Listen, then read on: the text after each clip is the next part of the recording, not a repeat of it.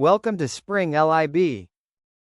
Alrighty, so we got someone standing on top of a cliff near the ocean, and cliff is a height h above the ground, or above the water rather. And the person throws a stone of some sort off of the cliff, which has some sort of initial velocity, and let's really illustrate this as being proper. It goes perfectly horizontal, and then it falls all the way down into the water. And this is some velocity v naught. Okay?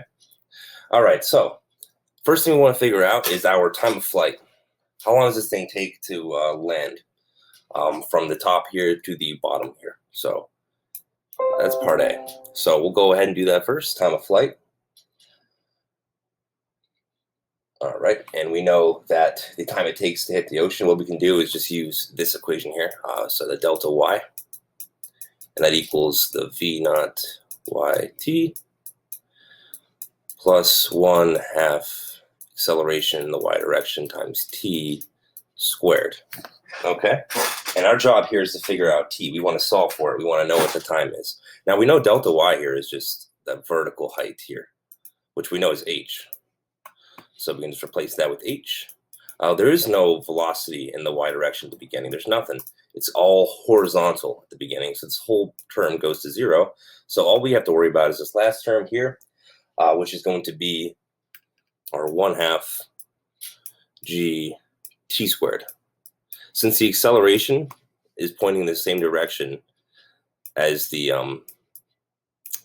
motion in the y direction, we're going to keep it positive here for this problem. So g pointing in the same direction as our motion in the y direction. So we have this expression here. We can now solve this for t and get t equals 2h over g. And you can go ahead and root this now, because we had the root here, or the square here. So there we go. That's our expression for time, and we're going to box that in. No numbers for this problem. They just want us to give us expressions that describe the time. Cool, awesome. Next up is we want to figure out what the initial velocity is, this guy right here, right as the object flies off the cliff. So we can go ahead and use information, the fact that we actually know this distance down here. It's also given to us in the problem. This horizontal distance is d. And you also know one thing as well. You know that this velocity is never going to change in the x direction. It's constant the whole time, which is typically how it is, always how it is for projectile motion problems. Without any air resistance, this velocity in the x direction is not going to change. So what we're going to do is use our simple velocity equation that we learned in kinematics way at the beginning for constant velocity. And we have v equals v sub x initial, and that's going to drive me nuts. I'm very used to putting the v naught first. V naught sub x, which is just equal to this velocity here, and that's going to be this distance divided by time, which we know this distance is d, and divided by time, we know the time here, it's 2h over g.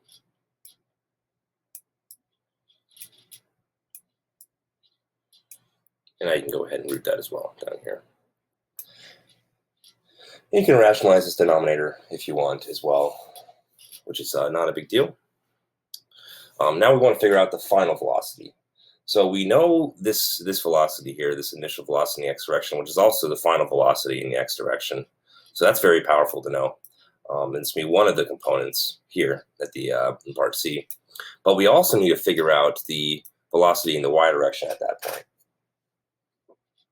So in order to do that, what we'll do is we will use this equation here. We have velocity, and this is equal to, actually, let me do this here first. Velocity in the x direction, we have that guy. We just found that. Let me just, actually, if we just found that, I'll keep that right here. I want to put a little star right here because we're going to be using this guy, so I don't want to forget about it. It's boxed in, but it's important. We're going to need that in a second. So we have this guy, and then we have to do the same for the y direction.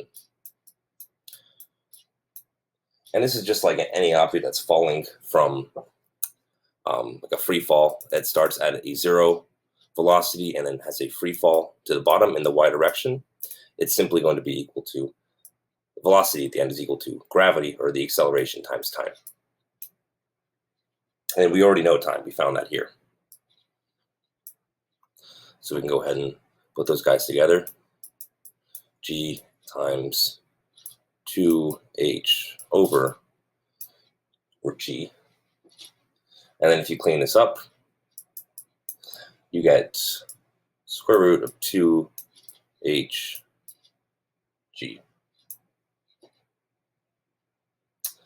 All right. And then we can find the final speed. They're just going to be equal to the square root of both components squared. So the Vx squared plus the Vy squared.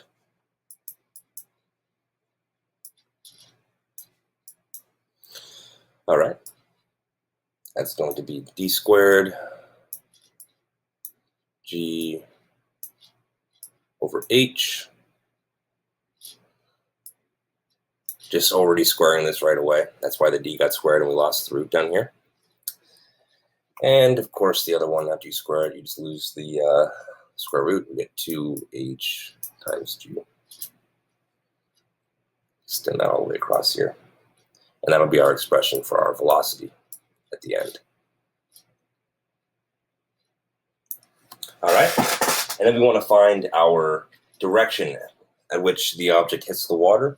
So we're going to use this fact down here to answer that. Conveniently, it's part d, which is the same as this expression here. So I can just kind of do part d right here. So we got theta, or we just use the fact that tangent of theta from trigonometry is going to be equal to your y component divided by your x component.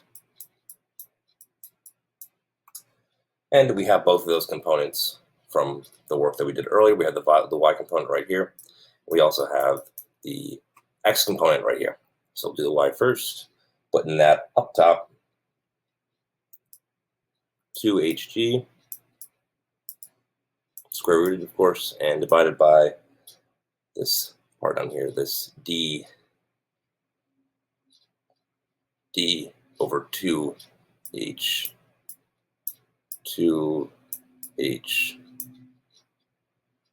over g. This stuff is rooted here underneath. Cool. Yeah, it's divided right there. And when you clean that up, and this is just to clarify, I'm taking this velocity right here and it's going down into the denominator down here. And when you clean this up, you take the inverse tangent,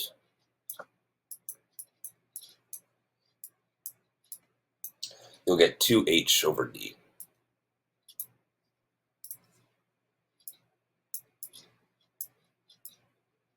as your angle, your final angle as it hits the water.